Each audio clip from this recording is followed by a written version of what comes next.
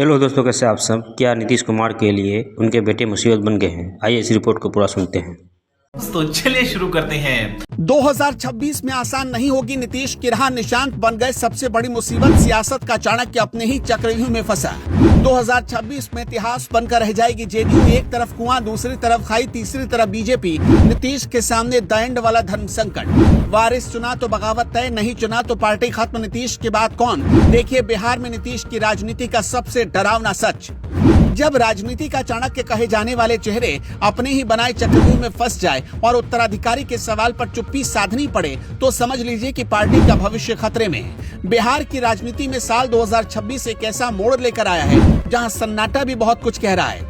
मुख्यमंत्री नीतीश कुमार सत्ता के शिखर पर हैं, लेकिन उनकी पार्टी जनता दल यूनाइटेड यानी जेडीयू के सामने अस्तित्व का संकट खड़ा हो गया है। सवाल ये नहीं कि अगला चुनाव कौन जीतेगा या किसके नेतृत्व में जीतेगा। सवाल यह है कि नीतीश कुमार के बाद जेडीयू का क्या होगा। इस पार्टी का वारिस कौन होगा, पार्टी कौन चलाएगा। जेडीयू में आज तक कोई घोषित उत्तराधिकारी नहीं है और यही अनिश्चितता पार्टी की जड़ों को खोखला कर रही है। साल 2026 की शुरुआत के साथ ही नीतीश कुमार के सामने 3 बड़े रास्ते हैं, 3 बड़े जोखिम हैं और एक ऐसा सवाल है जिसका जवाब बिहार की जनता जानना चाहती है। सबसे पहले बात करते हैं उस रास्ते की जिसकी चर्चा दबी जुबान में पटना के सियासी गलियारों में हो रही। ये रास्ता जाता है उनके बेटे निशांत कुमार की तरफ। राजनीति में हमेशा परिवारवाद के खिलाफ बोलने वाले नीतीश कुमार के सामने अब धर्म संकट है। अगर वो अपने बेटे निशांत को आगे बढ़ाते हैं तो उनकी अब तक की सारी राजनीति पर सवाल उठ जाएंगे। उन्होंने हमेशा लालू यादव और कांग्रेस के परिवारवाद को कोसने का काम किया। अगर वो खुद यही काम करेंगे तो जनता के बीच किस मुंह से जाएंगे। ये रास्ता उनके सिद्धांतों की बलि मांगता है और अगर वो ऐसा करते हैं तो विपक्ष को बैठे बिठाए एक बड़ा मुद्दा मिल जाएगा।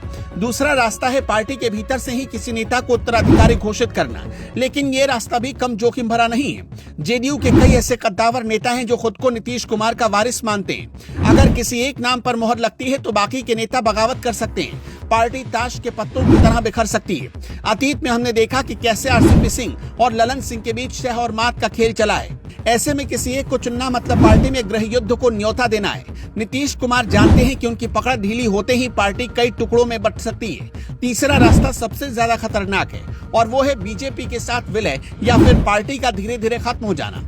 2026 में बीजेपी अब बिहार में छोटे भाई की भूमिका में रहने को तैयार नहीं है। बीजेपी का केंद्र नेतृत्व चाहता है कि बिहार में अब उनका अपना मुख्यमंत्री हो। ऐसे में नीतीश कुमार पर लगातार दबाव है। अगर वो उत्तराधिकारी घोषित नहीं करते तो उनके बाद पार्टी के वोटर और नेता स्वाभाविक रूप से बीजेपी की तरफ शिफ्ट हो सकते हैं। ये जेडीयू के अस्तित्व को मिटाने वाला रास्ता है। नीतीश कुमार को राजनीति का माहिर खिलाड़ी माना जाता है। वो कब क्या फैसला लेंगे ये कोई नहीं जानता, लेकिन उम्र और सेहत अब उनका साथ नहीं दे रही। 2026 का साल उनके लिए करो या मरो जैसा है। जनता और पार्टी के कार्यकर्ता असमंजस में हैं। उन्हें समझ में नहीं आ रहा कि वो किसके पीछे चले। निशांत कुमार की चर्चा ने इस आग में घी डालने का काम किया है। लोग कयास लगा रहे हैं कि क्या नीतीश भी अंत में पुत्र मोह में फंस जाएंगे या फिर वो अपनी पार्टी बचाने के लिए कोई ऐसा मास्टर स्ट्रोक चलेंगे जो सबको चौंका देगा।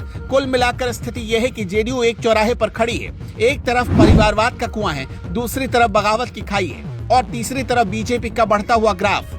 नीतीश कुमार के पास वक्त कम है और फैसला बड़ा लेना है। ये साल तय कर सकता है कि जेडीयू बिहार के इतिहास में एक मजबूत पार्टी के तौर पर याद रखी जाएगी या फिर ये सिर्फ नीतीश कुमार के साथ शुरू होकर उन्हीं के साथ खत्म होने वाली कहानी बन जाएगी। बिहार की नजरें अब सीम आवाज पर टिकी हैं, क्योंकि चुप्पी अब नहीं चलेगी। जवाब तो देना ही पड़ेगा।